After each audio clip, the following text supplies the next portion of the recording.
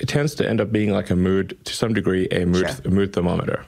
So it's like the stock goes down, people are sad and feel undercompensated. And then when the stock goes up, people are exuberant, overly exuberant, and normal.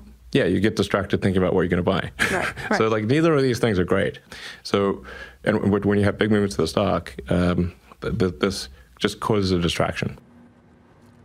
That was Tesla CEO Elon Musk talking with Recode's Kara Swisher in a podcast released this morning. Shares of the electric automaker have been on a roller coaster ride, but despite the recent market turmoil, the stock is up 15% in a month. Tesla shares also briefly broke above the 347 level, which is where it was before Musk's infamous funding secure tweet back in August. So will it be a smooth road ahead now for Tesla? He did sound like a grown-up. He did today. sound a little bit. I mean, the rebound in the stock is the fact that Musk is still there. I mean, the worst thing for this stock would have been that he actually couldn't be the CEO or couldn't be driving the bus on this one. So that's why the stock's up. I don't think it's necessarily going to be very smooth sailing.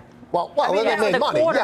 The quarter was big, and I think on that podcast, did he also say that he didn't think they would need to? They think they're going to be profitable for every quarter from now on, and that they do not need money to raise money. Yeah, right. So they do not need money. If that's the case, that's big. Yeah.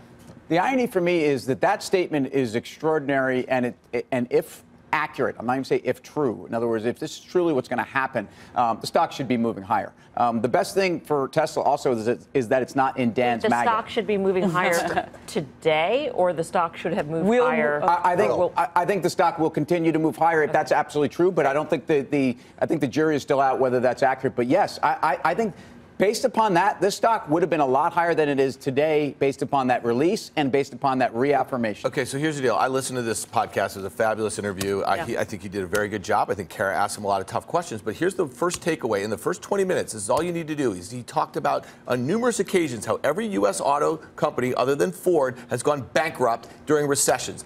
How far do you think we are from a recession here in America, and how long do you think that 18 months. Well, okay. If I look at the MAGA stocks, pretty soon.